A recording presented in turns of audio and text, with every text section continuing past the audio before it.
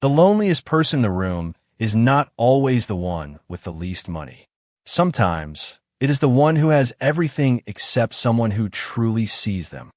On a bright Saturday morning in downtown Chicago, sunlight spilled across the marble steps of St. Matthew's Cathedral as television cameras lined the sidewalk and reporters whispered into microphones, waiting for another fairy tale that everyone assumed would end in champagne and applause. Instead, it ended with silence. Charlotte Hayes stood alone beneath the towering wooden doors, her elegant ivory wedding dress catching the soft autumn breeze while hundreds of invited guests pretended not to stare. The orchestra had already stopped playing. The flowers still smelled fresh. Crystal chandeliers glowed warmly inside the sanctuary. But none of those beautiful things could hide the truth unfolding before everyone's eyes. The groom had walked away only minutes before the ceremony, leaving behind a single sentence that spread across the crowd faster than wildfire. "I can't spend the rest of my life competing with your empire." Some people lowered their heads. Others quietly reached for their phones. Within minutes, every major news outlet across America carried the same headline. America's youngest female billionaire CEO had been rejected at the altar. Again, commentators argued endlessly about why it kept happening. Some blamed her wealth. Some blamed her success. Others insisted powerful women simply frightened ordinary men. But none of them knew what Charlotte herself already understood. Men admired her company. They admired her private jet, her skyscrapers, her influence, and the fortune her name carried across boardrooms around the world. Very few ever looked past those things to see the woman who still remembered eating pancakes with her parents on quiet Sunday mornings before success had changed everything. As photographers called her name, Charlotte forced a graceful smile that fooled almost everyone. Almost. Because behind those calm gray eyes lived an exhaustion that no designer makeup could hide. She thanked the wedding planner with gentle kindness, apologized to the church staff for the inconvenience, and quietly asked that every meal prepared for the reception be delivered to local shelters before sunset. No dramatic speech. No angrites. No public accusations. Only quiet dignity wrapped inside unbearable disappointment. One elderly florist watched Charlotte walk toward the waiting limousine and whispered to her assistant, "Money buys beautiful flowers, sweetheart, but it can't make someone stay." Charlotte heard the words without turning around. She simply paused for half a second before continuing forward. As the limousine disappeared into Chicago traffic, millions of strangers believed they had just witnessed the end of another billionaire romance. They had no idea that less than 200 miles away, in a peaceful small town where headlines rarely mattered, a widowed single father named Ethan Walker was balancing on an old wooden ladder, repairing the leaking roof of the local elementary school free of charge while his 8-year-old daughter Lily laughed below with a paintbrush in her tiny hands. He had never followed celebrity news. He had never heard Charlotte Hayes speak. In fact, he didn't even know her name. And sometimes, the greatest love stories begin the exact moment two people know absolutely nothing about each other. Ethan Walker had long ago stopped measuring success by the size of a paycheck. He measured it by whether Lily laughed before breakfast, whether the old truck started on the first try, and whether he could end each day knowing he had left at least one place a little better than he had found it. Maple Creek was the kind of Illinois town where everybody waved at passing cars, where the church bell still rang every Sunday morning, and where people remembered birthdays without needing social media reminders. Ethan fit there perfectly. Every weekday began before sunrise. He packed Lily's lunch, braided her light blonde hair as best he could despite never mastering the technique, and drove her to Maple Creek Elementary in a pickup truck that had traveled more than 200,000 miles but still carried them faithfully wherever they needed to go. After dropping her off, he spent his days restoring old furniture, repairing porches, fixing fences, and helping neighbors who quietly slipped a few extra dollars into his toolbox whenever they could. When they could not, Ethan accepted homemade pies, fresh vegetables, or simply a heartfelt thank you. To him, kindness had always been a form of currency. That afternoon, He balanced carefully on a weathered ladder outside the elementary school gymnasium, replacing damaged cedar shingles before the next rainstorm arrived. Principal Margaret Collins stepped outside, carrying 2 paper cups of coffee. "You know, the school board approved a contractor months ago," she called. Ethan smiled without climbing down. "I know, but they also said the repairs would not start until spring. The kids deserve a dry gym before basketball season." She shook her head with quiet admiration. "You always do more than anyone asks." Ethan tightened one final nail before answering. "Somebody once did the same for me." At that exact moment, Lily burst through the side door carrying a small paintbrush almost as proudly as if it were an Olympic torch. "Daddy, look," Mr. Henderson said. "I painted the birdhouse better than the 5th graders." Ethan climbed down and knelt beside her. "That is because you painted it with your whole heart." Lily giggled and wrapped her small arms around his neck. "Can we get hot chocolate after this?" "Only if you promise not to tell Miss Betty that I let you have whipped cream before dinner." She placed one tiny hand dramatically across her heart. "It will be our secret." Their laughter drifted across the schoolyard just as a television mounted inside the teacher's lounge flashed breaking news from Chicago. Several staff members gathered around the screen as reporters replayed images of Charlotte Hayes leaving the cathedral alone. "That poor woman," one teacher whispered. Another shrugged. "She has billions of dollars. She will be fine." Ethan never saw the broadcast. He was busy helping Lily wash paint from her hands with the garden hose while she tried to splash him between fits of laughter. As the cool autumn breeze carried the scent of fresh leaves across Maple Creek, 2 completely different lives continued moving toward each other without the slightest hint of destiny. One woman believed love had finally abandoned her forever.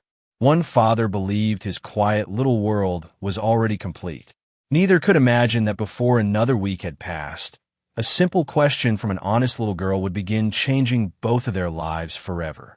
3 days later, before sunrise had fully lifted the morning mist from the quiet roads surrounding Maple Creek, a silver sport utility vehicle rolled slowly into town without attracting much attention. The driver wore a simple navy sweater, blue jeans, and a baseball cap pulled low enough to avoid curious eyes. Charlotte Hayes had left Chicago before dawn with only one overnight bag, her phone switched off, and a single promise to herself. For one weekend, she would be nobody. No board meetings, no interviews, no headlines, just silence. She followed an old highway until a faded wooden sign reading Maple Creek welcomed her with baskets of late autumn flowers hanging beneath it. The peaceful streets felt strangely unfamiliar. Not because they were complicated, but because they were wonderfully ordinary. Children waited for school buses while neighbors greeted each other by name. An elderly couple shared coffee outside a small bakery. Nobody looked at Charlotte twice, and for the first time in years, she felt invisible in the best possible way. She smiled softly without realizing it. A few miles outside town, her vehicle suddenly lurched before a warning light illuminated the dashboard. The engine lost power, forcing her to pull safely onto the shoulder beside a quiet county road lined with maple trees glowing red and gold beneath the crisp October sky. Charlotte stepped out, lifted the hood, and stared at an engine she barely understood. She sighed. "Of course," she whispered to herself. Nearly 15 minutes passed before an aging pickup truck approached from the opposite direction. It slowed, then pulled over without hesitation. Ethan climbed out carrying a worn toolbox that had served him for years. "Morning," he said with an easy smile. "Looks like you could use another pair of hands." Charlotte hesitated. Most people who recognized her either acted nervous or overly eager. This man did neither. "I think my day has officially decided to become interesting," she replied with a tired laugh. Ethan glanced beneath the hood for several quiet moments before checking a loose battery connection. "Nothing serious," he said. "Sometimes the smallest things make the biggest problems." Charlotte folded her arms. "That sounds like more than car advice." Ethan tightened the connection with a wrench and smiled. "Maybe it is." Before Charlotte could answer, another voice called from the pickup. "Daddy, can I come say hello?" Lily jumped down carefully, clutching a paper bag filled with cinnamon rolls from the bakery. She walked directly toward Charlotte with the fearless honesty only children seem to possess. I am Lily. Charlotte knelt to meet her eye level. Hello, Lily. I am Charlotte. Lily studied her face for several thoughtful seconds without speaking. Ethan looked slightly embarrassed. She has a habit of thinking before talking. Lily finally tilted her head. Can I ask you something? Charlotte nodded gently. Of course. The little girl spoke with complete sincerity. Why do you look so lonely when everything around you is so pretty? The question settled into the quiet morning air like a falling autumn leaf. Ethan immediately cleared his throat. Lily, honey, sometimes we keep those thoughts inside. But Charlotte slowly raised one hand. No, she said softly. It is all right. She looked toward the colorful trees dancing gently in the breeze before meeting Lily's innocent blue eyes again. For the first time since leaving the cathedral, someone had looked past her clothes, her polished smile, and the life everyone envied. A child who knew nothing about billion-dollar companies had somehow noticed the one truth the entire world had missed. Charlotte swallowed carefully before answering with complete honesty. Maybe because I forgot what it feels like to belong somewhere. Neither Ethan nor Lily realized it then, but in that quiet moment beside an ordinary country road, something far more important than a car had just begun to be repaired. Charlotte expected Ethan to hand her the repaired keys, accept a polite thank you, and drive away forever. Instead, he closed the hood, wiped his hands with an old shop towel, and smiled as though helping strangers was the most ordinary part of his morning.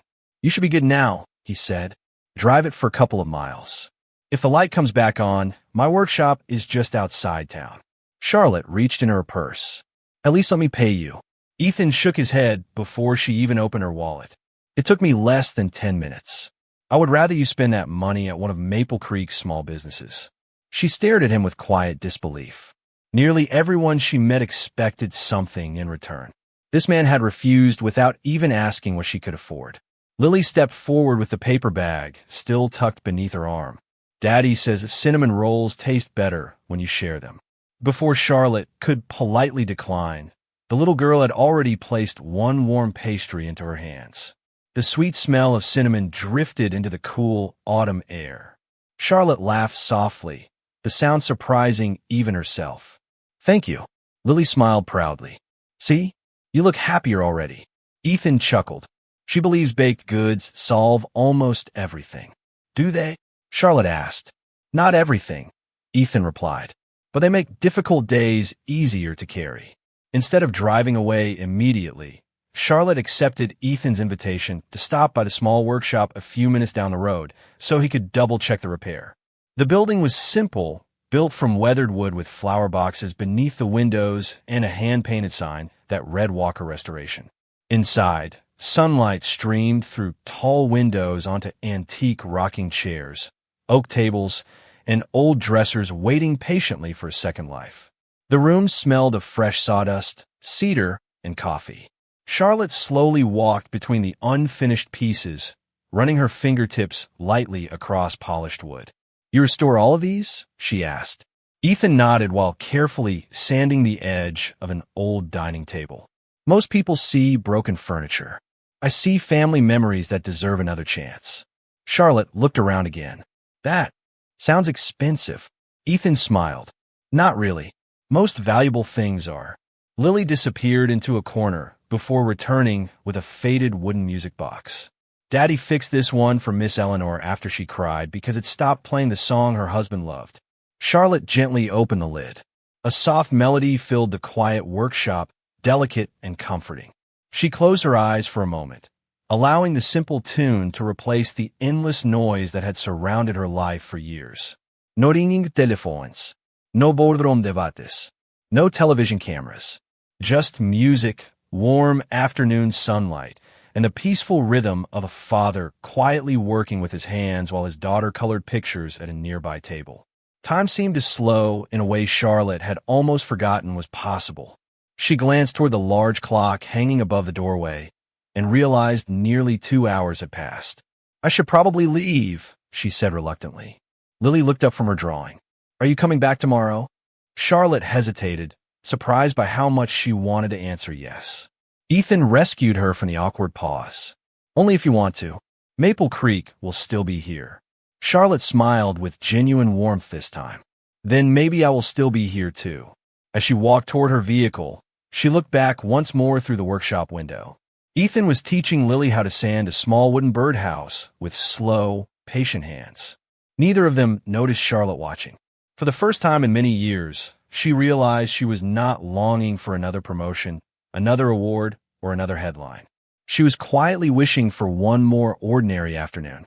Charlotte returned the next morning, just after 8 o'clock, carrying nothing more than a small paper bag from the bakery and a quiet hope she could not explain. Ethan was already outside the workshop replacing worn boards on an elderly neighbor's porch, while Lily sat nearby, sketching birds in a notebook balanced across her knees. When Lily spotted Charlotte stepping out of the silver sport utility vehicle, she jumped to her feet with the excitement reserved for old friends instead of someone she had met only the day before. "You came back," Lily shouted, waving both hands high in the air. Charlotte laughed as she walked over. "I guess I did." Ethan climbed down from the ladder and brushed sawdust from his shirt. "Good morning. I was not sure if Maple Creek had passed your inspection." Charlotte looked around at the quiet streets, the maple trees glowing beneath a bright blue sky, and the people greeting each other without hurry. "I think Maple Creek passed long before I did." The morning unfolded with an easy rhythm that felt strangely natural. Charlotte held board steady while Ethan measured and cut fresh cedar planks.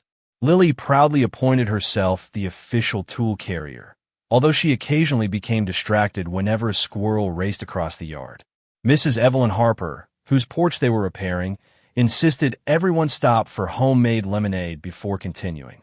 She never asked Charlotte what she did for a living. She simply thanked her for helping.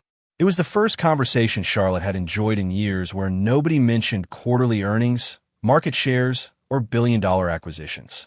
Around lunchtime, Ethan suggested they eat at the small diner on Main Street.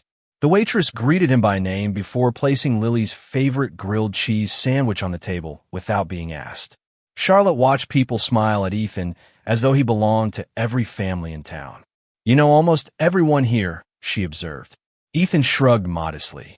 Small towns remember kindness longer than accomplishments. Charlotte lowered her eyes toward her coffee. "I think the opposite is true where I come from." Before Ethan could answer, the bell above the diner's entrance chimed loudly. Two sharply dressed men hurried inside, carrying briefcases, while a woman with a tablet scanned the room anxiously. The moment she saw Charlotte, relief flooded her face. "Miss Hayes," she said, almost breathless. "We have been searching everywhere. The emergency board meeting starts in 3 hours. Every financial network is asking where you are." The entire diner became silent. Forks paused halfway to plates. Mrs. Harper slowly removed her reading glasses. The waitress blinked twice before, whispering, "Did she just say Hayes?" One of the businessmen continued speaking. "The shareholders are demanding your response after the canceled wedding. The media helicopters have already located your vehicle outside town." Ethan remained completely still. He looked at Charlotte, not with shock or admiration, but with quiet understanding. Charlotte closed her eyes for a brief moment before speaking softly. "I asked for one weekend." "The company cannot wait," the assistant replied gently. "Neither can the news." Charlotte looked around the diner, where only moments earlier she had simply been another customer sharing lunch with new friends. Now every curious glance carried recognition. Every whisper carried her last name. She slowly stood, sadness returning to her eyes. "I am sorry," she said to Ethan and Lily. "I should have told you." Ethan answered with the same calm kindness that had greeted her on the roadside. "You did tell us." Charlotte looked confused. He smiled gently. "You told us your name was Charlotte. That was enough." Across the room, the television mounted above the counter switched to a breaking news report showing her photograph beside the words "Billionaire Chief Executive Officer located after disappearing." The peaceful weekend she had desperately needed was ending. But something far more important had already begun. Charlotte left Maple Creek before sunset, but the quiet peace she had found there refused to leave with her. The private conference room on the top floor of Hayes Global was filled with polished glass, expensive artwork, and executives speaking in measured voices. Yet none of it felt as real as the old wooden workshop where sawdust floated through beams of afternoon sunlight. "We need to address investor confidence immediately," one board member insisted. "The canceled wedding has become a public relations crisis." Another slid a folder across the table. "We also recommend limiting any further contact with individuals who may attract unnecessary media attention." Charlotte looked down at the photographs inside the folder. Someone had already captured images of her standing beside Ethan outside his workshop, laughing with Lily, in front of the diner, and helping repair Mrs. Harper's porch. The headline beneath the pictures read, "Billionaire Chief Executive Officer hides away with unknown carpenter." Charlotte quietly closed the folder. "He is not a headline," she said calmly. "He is a good man." A silence settled over the room. One director cleared his throat. "Good people can still become liabilities." Charlotte slowly stood and walked toward the floor-to-ceiling windows overlooking Chicago's skyline. Hundreds of buildings stretched across the horizon, each one representing another accomplishment she had spent years building. Yet none of them could answer the simple question Lily had asked beside that country road. "Why do you look so lonely?" Meanwhile, life in Maple Creek returned to its familiar rhythm. Ethan opened his workshop every morning, restored antique furniture, and picked Lily up from school each afternoon. He never mentioned Charlotte unless Lily asked. One evening, while they painted a small rocking chair together, Lily looked up with quiet curiosity. "Do you think Miss Charlotte is happy back home?" Ethan carefully set down his paintbrush before answering. "I think she has many reasons to smile." Lily tilted her head. "That is not what I asked." Ethan smiled gently at the wisdom hidden inside a child's question. "No," he admitted softly, "I do not think she is." Across the country, television commentators debated Charlotte's future while magazines speculated about her personal life. Reporters waited outside corporate headquarters, hoping for a statement.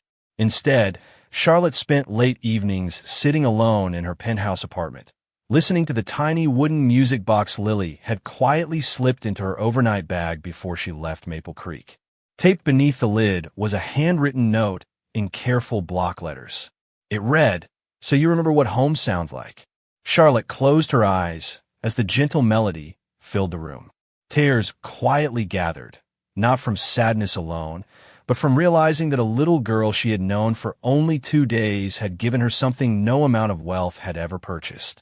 The following Friday morning, after another week of endless meetings, Charlotte called her executive assistant into the office. "Please cancel everything this weekend." The assistant looked startled. "You have meetings scheduled with international investors." Charlotte smiled faintly. "They will still be there on Monday." "And where will you be?" Charlotte looked toward the framed photograph of Chicago's skyline hanging on her office wall before answering with complete certainty.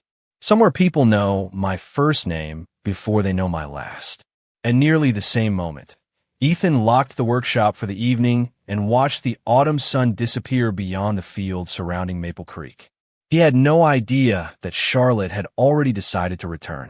He only knew that, for reasons he could not fully explain, the little town seemed unusually quiet without one familiar silver sport utility vehicle parked outside his workshop. Charlotte returned to Maple Creek just before noon on Saturday, but this time the quiet town was no longer waiting only for falling leaves and weekend football games. News had traveled faster than she had. A satellite news van sat near the town square. 2 photographers lingered outside the bakery, pretending to drink coffee while watching every passing vehicle. Someone had posted photographs online of Charlotte visiting Ethan's workshop, and overnight thousands of strangers had turned one peaceful town into the center of endless speculation. Ethan was sanding the arm of an antique rocking chair when he noticed the silver sport utility vehicle pull into the gravel driveway. Lily looked up from feeding a pair of curious squirrels and ran toward Charlotte with the same joyful smile she had worn the first day. "You came back," she cheered, throwing her small arms around Charlotte without hesitation. Charlotte hugged her gently and closed her eyes for a brief moment. "I promised I might." Ethan walked outside, carrying a clean shop towel over one shoulder. He noticed the camera lenses pointed toward the workshop from across the road before looking back at Charlotte. "Looks like your visitors found us." Charlotte lowered her eyes. "I'm sorry. This is exactly what I wanted to keep away from you." Ethan shrugged with quiet calm. "People eventually get bored. Kindness lasts longer than gossip." Before either of them could say another word, a black luxury sedan stopped near the entrance to the workshop. Two members of Charlotte's executive team stepped out carrying folders and serious expressions. "Miss Hayes," one of them began carefully, "the board is extremely concerned. Investors believe your relationship with Mr. Walker is damaging public confidence. They strongly recommend ending all public contact immediately." Lily looked from one adult to another, sensing a sadness she could not fully understand. Charlotte answered without raising her voice. "This is my weekend." The executive hesitated before speaking again. "Respectfully, your personal choices now affect a company employing more than 40,000 people." Ethan quietly placed the sanding block onto his workbench. "Charlotte," he said gently, "maybe they are right." She turned toward him, surprised. "What do you mean?" He smiled, although there was sadness behind his eyes. "Your world carries responsibilities mine never will. Maple Creek will always be here. You should not have to choose between your life's work and a quiet little town."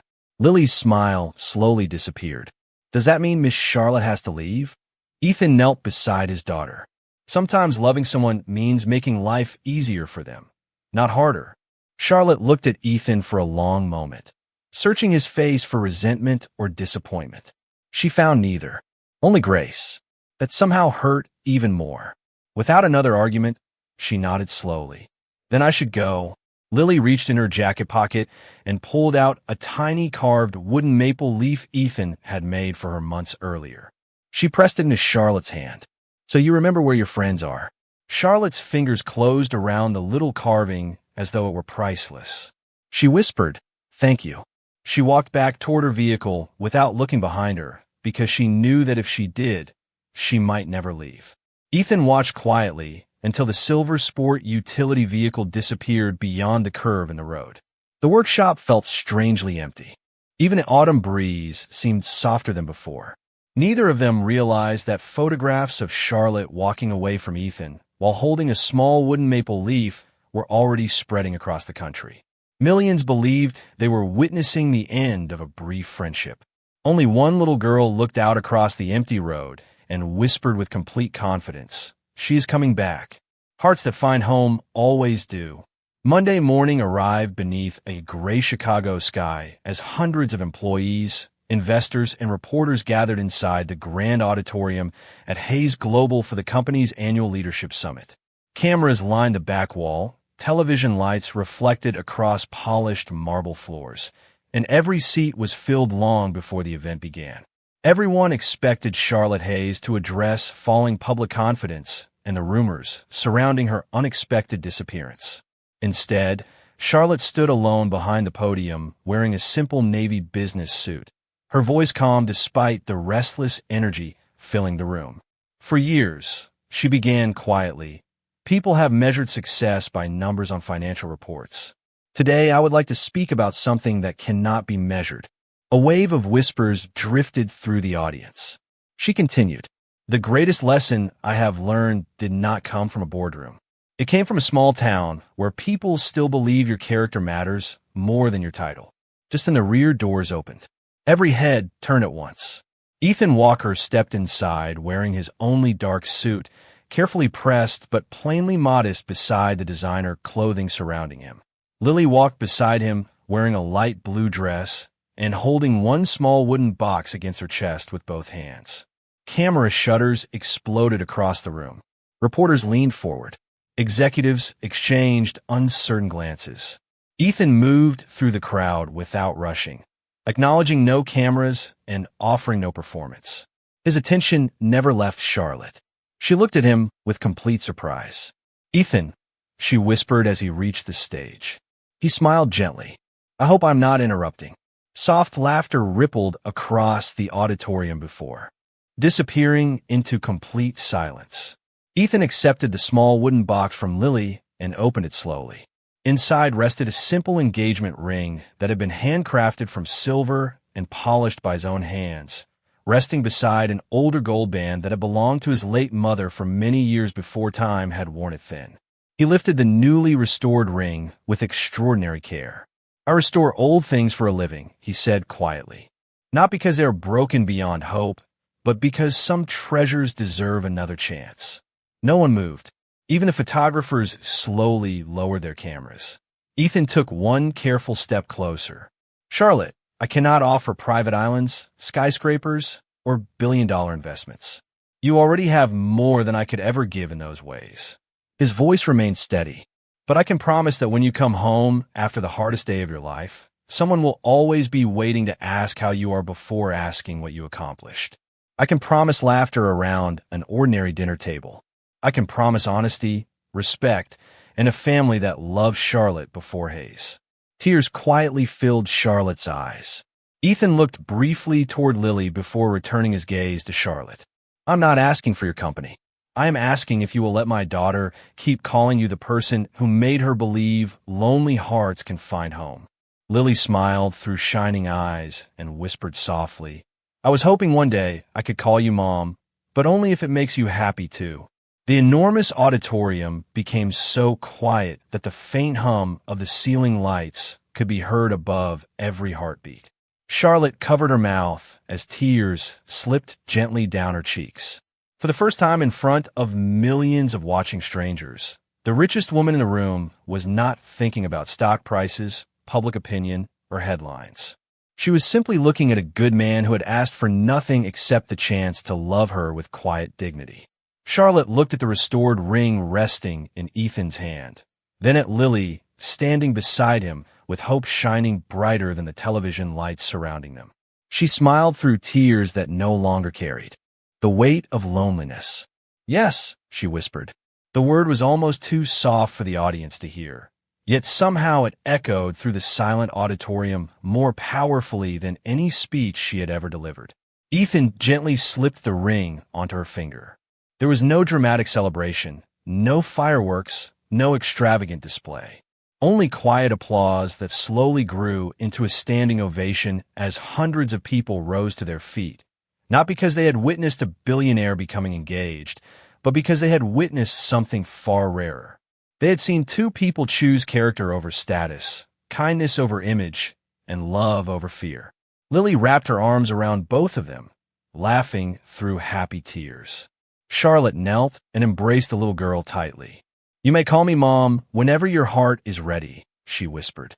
Lily smiled so brightly that even the photographers lowered their cameras for a moment, unwilling to interrupt such an honest memory. In the weeks that followed, headlines changed across the country. Instead of questioning Charlotte's judgment, newspapers began telling the story of a chief executive officer who had discovered that success felt empty without someone waiting at home. Reporters tried repeatedly to convince Ethan to move into a mansion overlooking the city, but he politely declined every interview. "Our address is not the story," he would say whenever someone asked. "The people inside it are." 6 months later, Charlotte continued leading Hayes global with the same excellence that had built her company, but every Friday afternoon she drove back to Maple Creek before sunset without fail. The penthouse remained in Chicago for work, yet home became a modest white farmhouse where laughter filled the kitchen, muddy shoes gathered near the front door, and an old wooden dining table welcomed neighbors as often as family. Ethan never accepted a position within Charlotte's company. He continued restoring furniture inside Walker Restoration, believing that honest work kept his hands humble and his heart grateful. Charlotte often joined him on weekends, learning how to sand weathered oak and polish forgotten heirlooms. She would smile whenever customers thanked her without recognizing the woman who appeared on magazine covers. Together, they quietly established the Walker Hayes Foundation, providing grants for single parents rebuilding their lives, restoring community workshops, and supporting small-town schools across the country. They asked that every donation remain anonymous whenever possible, because Ethan believed the greatest kindness rarely needed applause. One crisp autumn afternoon, exactly 1 year after they first met beside the country road, the three of them returned to the same maple trees where Charlotte's vehicle had broken down. Ethan looked at the roadside and smiled.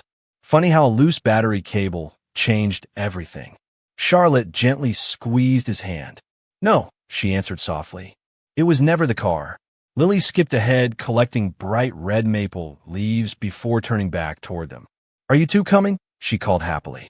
They followed together beneath the golden trees as sunlight filtered through the branches, warming the quiet road where strangers had once become friends and friends had become family. Sometimes people spend their entire lives searching for someone extraordinary, never realizing that the greatest miracles often arrive dressed in ordinary clothes, carrying quiet dignity instead of great promises. And in the end, the richest woman in America discovered that the greatest treasure she would ever own was not written on a balance sheet. It was hearing one little voice run across a front yard every evening, smiling with complete certainty and calling out, "Mom and Dad, you are home."